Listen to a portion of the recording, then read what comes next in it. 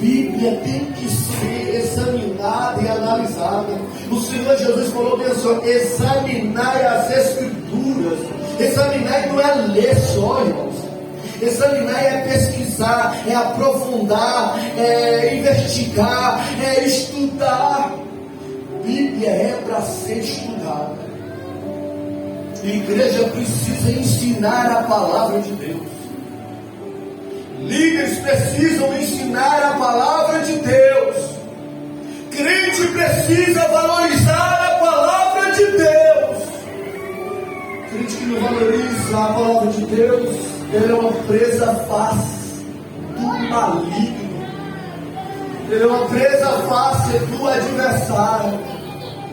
Os tempos são difíceis. A minha vontade, nós temos um culto aqui terça, que estudamos a Bíblia versículo por versículo. A minha vontade é de abrir outro culto na semana, pegar outro livro e falar: vamos estudar outro livro aqui, outro dia, versículo por versículo.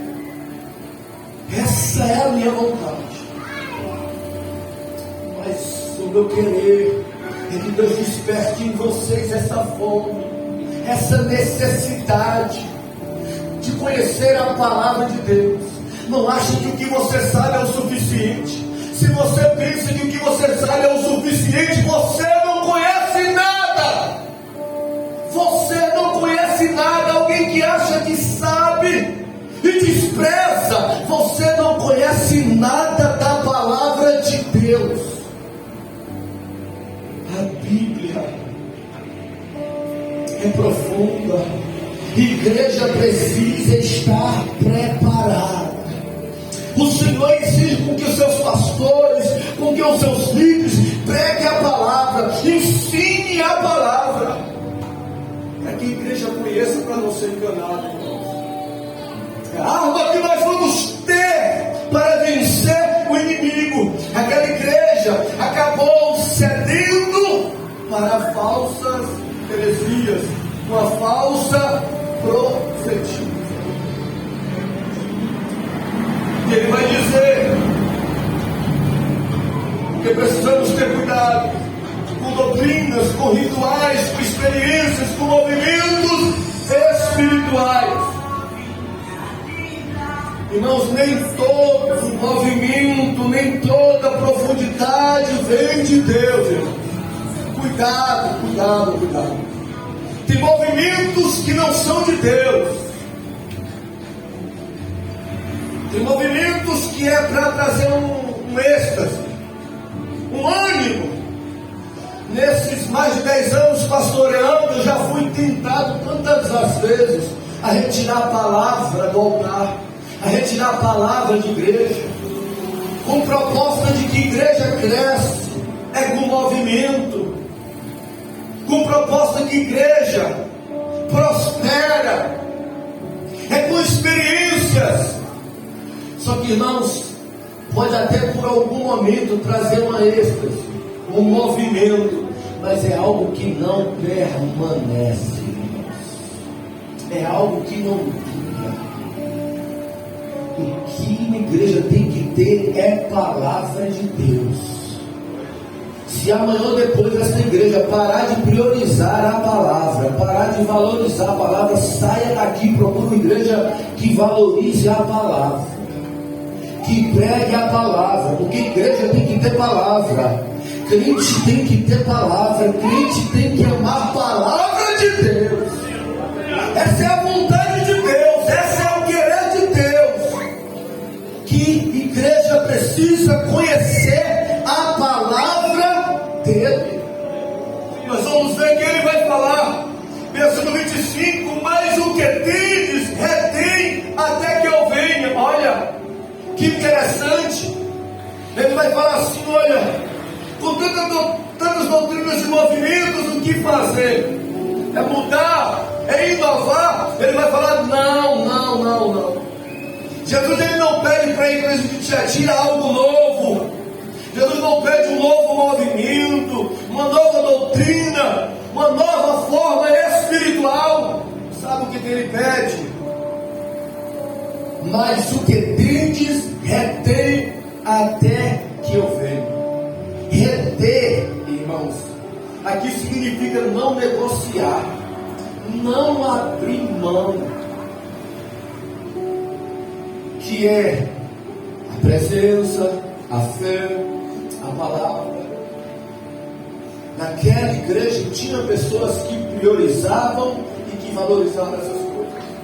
E o Senhor Jesus falou assim: olha, não entre por essas rodas, não mude essa prática, retenham o que vocês receberam de mim, que eram a minha palavra.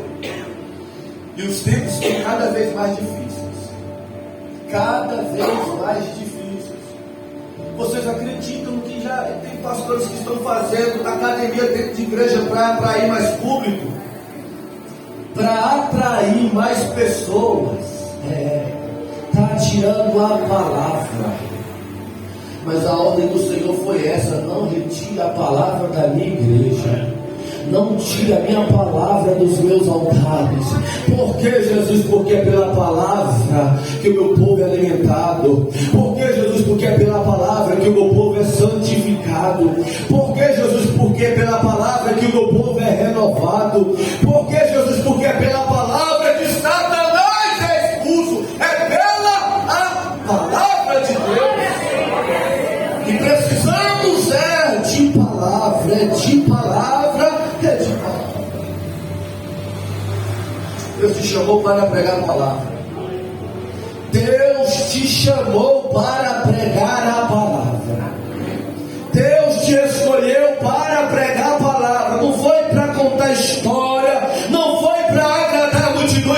Pensa comigo, Deus falou para Jeremias: Jeremias, eu te escolhi. Jeremias, eu te chamei. Para quê, Deus? Para pregar a minha palavra. Opa, que bênção, Deus, eu tomo posse. Eu vou pregar a tua palavra para quem, Deus? Tu vai pregar a minha palavra, Jeremias, para o meu povo. Que maravilha, Deus. Pregar a palavra para crente é bom. Pregar a palavra para o teu povo é bom, porque o teu povo gosta da tua palavra, porque o teu povo ama a tua palavra. Aí Deus diz assim para o profeta Jeremias: só que tu vai pregar, eles não vão ouvir. Só que tu vai pregar, eles não vão dar valor. Só que tu vai pregar, eles não vão receber. Por que, Deus? Porque eles são povo de dura serviço. Então, como é difícil, irmãos, pregar a palavra de Deus. Você anunciar, compartilhar e pregar, e o próprio Deus falar, e o meu povo não vai receber a minha palavra, e o meu povo não vai acatar a minha palavra, e o meu povo não vai tomar posse da minha palavra. Jeremias poderia falar assim: então Deus, levanta outro aí, eu não quero esse negócio, eu vou pregar para ser rejeitado, eu vou pregar a tua palavra para ser excluído, eu vou pregar a tua palavra para o povo não receber. Aí Deus falou com ele: quer ouça ou deixe de ouvir, pregue a minha palavra, pregue a minha palavra, pregue a minha palavra. Quer ouvir ou não quer ouvir? A responsabilidade, o teu chamado não é convencer ninguém, é pregar a palavra de Deus, é anunciar a verdade de Deus, é compartilhar dos conhecimentos do Senhor, quer tenha aceitação ou não, irmãos. Fácil não é, mas é o que é preciso. E aí o Senhor Jesus vai falar que eles deveriam ser fiéis, guardar até quando? Até que ponto? Aí o Senhor vai falar do versículo de número, eu estou pregando expositivo, irmãos. Até que eu venha. Olha, ele não falou até um mês, até um ano, até por um período, mas pregue a minha palavra, valorize isso, guarde o que eu dei a vocês, até que eu venha. Você dissesse: continue firmes, continue dedicados. Até quando? Até que eu volte. Não mude a visão, não mude a postura, não esfrie, não retroceda, não desanime. Até quando? Até que que eu venha. A ordem de Deus, irmãos, é para que nós venhamos caminhar, é para que nós venhamos prosseguir, é para que você venha permanecer firme, é para que você continue se santificando. Até quando? Ele diz: até que eu venha. E o que significa isso, pastor? Ele está apontando para o retorno dele. Você precisa se conservar até a volta dele. Você precisa se resguardar até com que ele volte. E por que eu preciso fazer isso? Aí ele vai falar da promessa para a igreja. Ele vai falar assim: ao que vencer, porque irmãos, seremos tentados, todos nós. Agora estamos em tempos muito difíceis. Aí ele vai dizer assim: ao que vencer e guardar até o fim as minhas obras, eu lhe darei poder sobre as nações. Aí vem as promessas para quem vencer. Porque fácil não é. Eu estou dizendo para vocês que fácil não é. Por isso que nós precisamos estar buscando a Deus. Porque aqui você está sendo encorajada. Aqui você está sendo encorajado a servir a Deus, a obedecer a palavra, a agradar o Senhor. Quando você chegar em casa, no decorrer da semana, você encontrará tudo diferente. O inimigo trabalhando, tentando te afastar. O inimigo soprando na sua mente, querendo trazer um descrédito à palavra de Deus. Aí ele vai dizer assim: ao que vencer e guardar as minhas obras, eu lhe darei poder sobre as nações.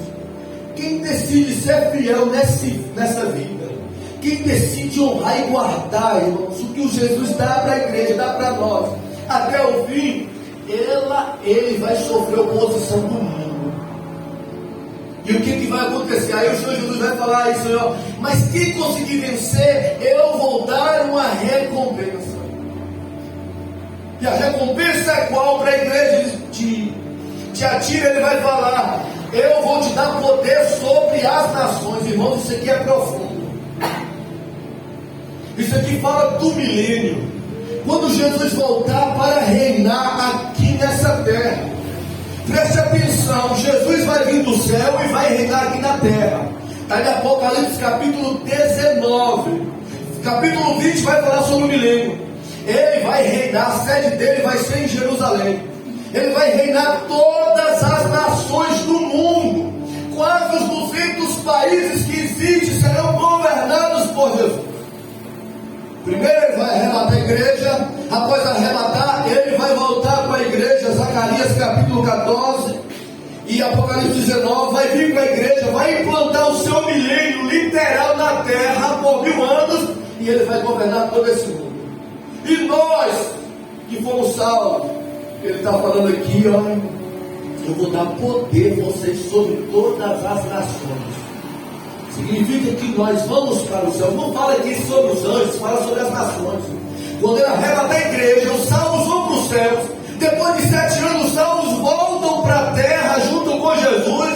E Jesus está falando: quem vencer, eu vou dar autoridade, eu vou dar poder para reinar na terra sobre todas as nações. Que coisa tremenda e maravilhosa, irmãos. Poder reinar junto com Jesus nessa terra por 1000 anos. Como não vale a pena servir Jesus? Como não vale a pena renunciar a prazeres por conta de Jesus? Vale a pena. Só nesse período será por 1000 anos. E ele prometeu aqui para a igreja: vocês irão reinar com ele, participar do seu governo. Ele dará autoridade a todos os cristãos no tempo futuro. É por isso que o inimigo quer nos afastar dele. É por isso que Satanás quer te distanciar dele. Porque o que ele tem para a sua vida é vida e vida com abundância. Aí ele vai dizer assim no versículo 27: e com vara de ferro as regerá. O governo de Jesus vai ser diferente de todos os governos mundiais, irmãos, inclusive do anticristo. Ele diz assim: ó, com vara de ferro. Será um governo forte, será uma justiça absoluta, será uma autoridade que não possa ser resistida. O governo de Jesus será algo extraordinário. Vocês acham que por que aqueles homens, como você, morreram por Jesus? Como falamos aqui do pastor Antipas de Berno, que morreu queimado, cozido dentro de um forno de bronze. Como Pedro crucificado de cabeça para baixo. Como muitos apóstolos que morreram, ameaçados de morte. Eles ameaçavam eles de morte. Eles falavam: eu não vou negar Jesus. E morriam por Jesus. Esses homens tinham a esperança viva dentro deles, que eles haveriam de morrer, mas eles voltariam com Cristo para reinar nessa terra eternamente. Ou 1000 anos e estariam com Cristo eternamente. Irmãos, o que Deus tem para você é coisa maravilhosa. O que Deus tem para a igreja é vida e vida com abundância. Você não pode se embaraçar com as coisas dessa vida. Você não pode trocar a sua fé por nada. Seja lá qual for o problema que você pode passar nessa vida, a enfermidade, a dor, ou até mesmo a morte, nada pode te separar de Cristo. Essa vida aqui é passageira. E quando estamos aqui, estamos sujeitos a sofrer, a padecer e até morrer. Mas o melhor está por vir para o crente. O melhor está por vir para o crente. E nós precisamos acreditar nisso. Porque se guardarmos o que é certo, se não quisermos mudar a palavra, as coisas que o Senhor Jesus estabeleceu, o mundo vai nos chamar de atrasado, de antiquado, de ultrapassado. O mundo atual vai nos chamar de crentes antigos. Mas o que importa é agradar ao nosso Deus, é de fazer aquilo que Ele estabeleceu. Tem coisa que Deus estabeleceu, que Jesus estabeleceu desde 2000 anos atrás. Ele estabeleceu a ceia há 2000 anos atrás. Ele falou: façam isso em memória de mim.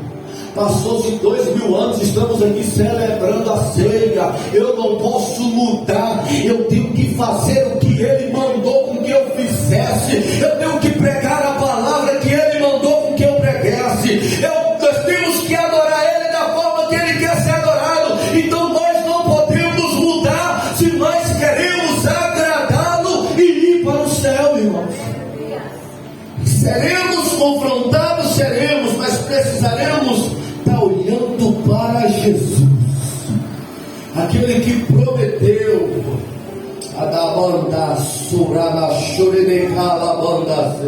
nos dá autoridade e poder sobre todas as nações.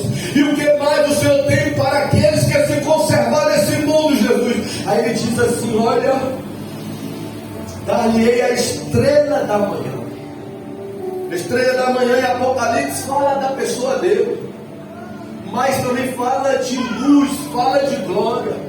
Como se ele dissesse: quem vencer, quem se conservar, quem não se permitir ser influenciado pelo mundo, pelas heresias, quem conservar-se a si mesmo, amando a minha palavra, me honrando, além de eu, quando voltar, dar autoridade sobre todas as nações para governar junto comigo, eu vou dar a estrela da manhã, eu vou dar a minha presença, eu vou dar a minha luz, eu vou dar o meu fulgor, eu vou dar a minha glória para Ele. O que o mundo oferece para você é migalha em comparação do que Jesus tem para a sua vida. Aí ele vai dizer, para finalizar: dar-lhe-ei, ou quem tem ouvidos, ouça o que o Espírito diz à igreja. Após falar tudo isso para a igreja de Tiatira, irmãos, ele vai dizer: quem tem ouvido, que ouça o teu Espírito, o que o meu Espírito está dizendo para a minha igreja. Quem tem ouvidos, que ouça.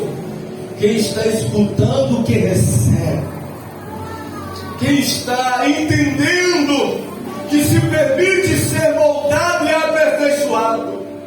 Porque quem está dizendo é o meu Espírito que está falando para a minha igreja. Você está sujeito a ouvir muitas vozes, irmãos. Mas ouça a voz de Deus. Ouça a voz do Espírito de Deus. Eu queria pedir você para estar sobre os seus pés. Eu queria convidar você para fechar os seus olhos e conversar com Deus.